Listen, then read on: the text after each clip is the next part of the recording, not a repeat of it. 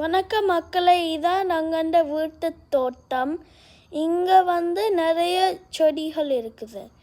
இது ஒரு வெண்டைக்காய் செடி, வேறொரு பூவும் இதில் இருக்குது.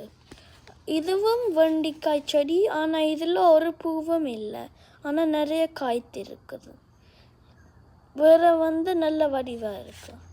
இது அங்கே தக்காளி செடி, தக்காளி காய்கள், தக்காளி பழம் ஒரு 1-2 இருக்குது. வேறு நடுவுக்குள்ளே சில பழங்கள் இருக்குது.